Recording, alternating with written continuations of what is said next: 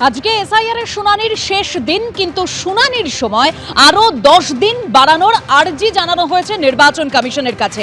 আর এই আর্জি জানিয়েছে বেহালা পশ্চিমের নির্বাচনী আধিকারিক, কারণ সেখানে শুনানির জন্য এখনো বাকি রয়েছে 16,282 জন। শুনানির সময় বাড়াতে আর্জি মেটিয়াবুরুজ মগরাহাট পশ্চিমের নির্বাচনী আধিকারিকের। শুনানির সময় বাড়াতে আর্জি কসবা, ক্যানিং পূর্ব, মহেশতলা, ভাঙড়ের নির্বাচনী আধিকারিকদের। এইসব বিধানসভায় শুনানির কাজ এখনো শেষ হয়নি বলেই সূত্রের খবর। মেটিয়াবুরুজে লজিক্যাল ডিসক্রিপেন্সির তালিকায় 86,754 জন। মেটিয়াবুরুজে এখনো বাকি রয়েছে 24,747 জনের শুনানি। মগরাহাটে লজিক্যাল ডিসক্রিপেন্সির তালিকায় নাম রয়েছে 78,309 জনের। ক্যানিং পূর্বে লজিক্যাল ডিসক্রিপেন্সির তালিকায় 1,39,001 জনের নাম রয়েছে। শুনানি শেষ হলেও ডকুমেন্ট আপলোড করতে সময় লাগবে, এরকমই জানিয়েছেন ইআরও।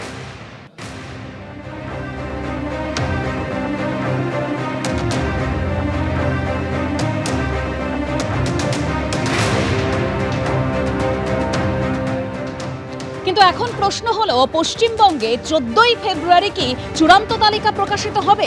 কারণ সংশয় রয়েছে বেশ কিছু মহলে। আমরা খসড়া তালিকায় দেখেছিলাম 58 লক্ষ নাম বাদ গিয়েছিল।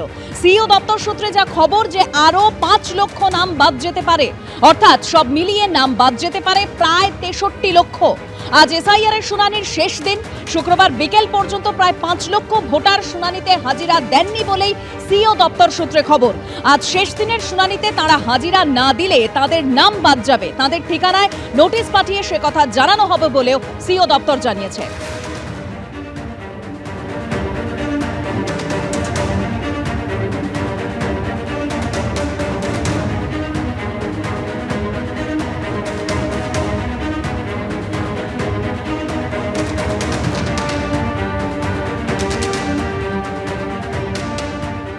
আর আমরা গতকাল একটা খবর সামনে এনেছিলাম, যেখানে সিইও দপ্তর সূত্রে বলা হয়েছিল যে তারা এ রাজ্যে এবার এক দফায় ভোট করতে প্রস্তুত রয়েছে।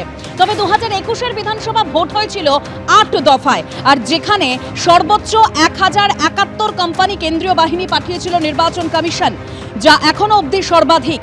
পশ্চিমবঙ্গে 2011 সালে বিধানসভা ভোট হয়েছিল 6 দফায়, 2016 সালে 6 দফায়, 2021 সালে 8 দফায় ভোট হয়েছিল পশ্চিমবঙ্গে।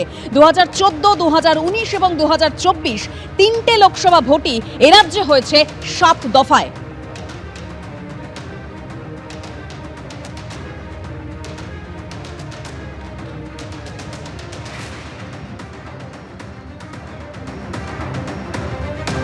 আর এবার আপনাদের সামনে রাখবো শুভেন্দু অধিকারী, বিরোধী দলনেতা। তিনি অভিযোগ করছেন যে একাধিক বুথে মাইক্রো অবজারভারদের সই জাল করা হচ্ছে। মাইক্রো অবজারভার ডাউটফুল ভোটারদের নামের পাশে যে লাল দাগ দিয়েছিলেন তাকে সবুজ করে দেওয়া হয়েছে। নির্বাচন কমিশন সংক্রান্ত নির্দেশিকা সরাসরি কার্যকরের দায়ভার রাজনৈতিক ব্যক্তিত্ব পর্যন্ত যায় না।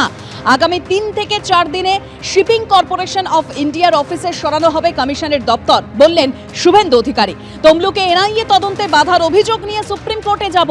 বেলডাঙ্গায় যা হয়েছে সেটা হিংসা ছিল, সেটা কোনো রাজনৈতিক লড়াই ছিল না, দাবি শুভেন্দু অধিকারীর।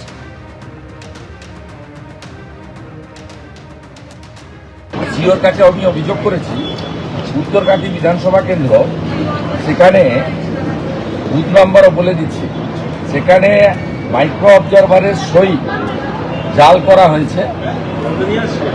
আপনার মাইক্রো অবজারভারের সই জাল করা হয়েছে এবং তিনি যে ডাউটফুল ভোটারদের রেড ফ্ল্যাগ লাগিয়ে দিয়েছিলেন তাকে গ্রিন করে দেওয়া হয়েছে।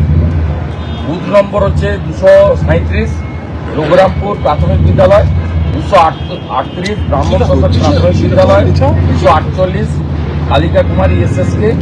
এইভাবে একাধিক বুথে মাইক্রো অবজারভারের সই পর্যন্ত জাল করে তার তিনি যে ডাউটফুল ভোটারকে রেড ফ্ল্যাগ লাগিয়েছিলেন সেটাকে গ্রিন করে দিয়েছে। মাইক্রো অবজারভার তো আসারই কথা নয়। সুপ্রিম কোর্ট তো প্রশ্ন করেছে কেন মাইক্রো অবজারভার থাকবে, এবং দেখবেন মাইক্রো অবজারভাররা উড়ে যাবে এই সোমবার দিনের হিয়ারিং এ। কি বলছেন শুভেন্দু অধিকারী ভয় পেয়ে? আর সব থেকে বড় কথা, মানুষের হেনস্থা হচ্ছে সেই নিয়ে কোনো কথা নেই। মানুষের নাম বাদ দেওয়া হচ্ছে এই লজিক্যাল ডিসক্রিপেন্সি নিয়ে, সেই সব ব্যাপারে কোনো কথা নেই। শুধু এলোমেলো অভিযোগ করছেন। আর তার জন্য কি ঘটনা ঘটেছে আজকে তো আমরা দেখেছি, কতজন জীবিত ভোটারকে মৃত বলে দেখিয়েছে ইলেকশন কমিশন, তার দায়িত্ব কে নেবে?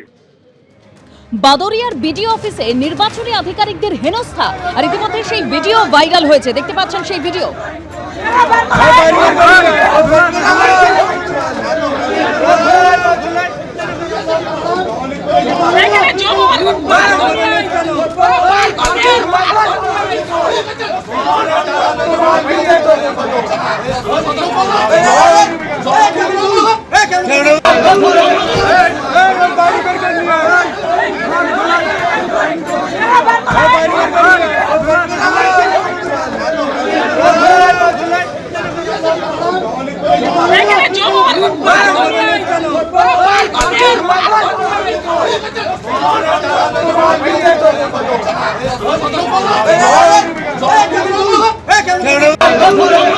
বাদুরিয়া বিডিও অফিসে তাণ্ডব চালিয়েছে তৃণমূল শুভেন্দু অধিকারী, তিনি ছবি পোস্ট করে এই অভিযোগ করেছেন।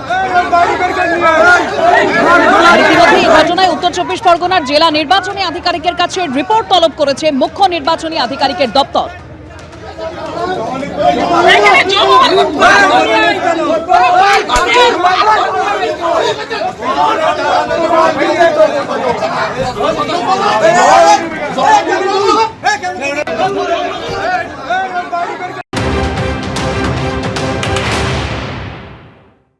সাধারণ মানুষ তারা যদি এসআইআর এর পদ্ধতি নিয়ে বারংবার নোটিশ পাঠানো নিয়ে ক্ষিপ্ত হন, প্রতিবাদ করেন, তা তার সাথে সব বিষয় তৃণমূলকে জুড়ে দিতে হবে।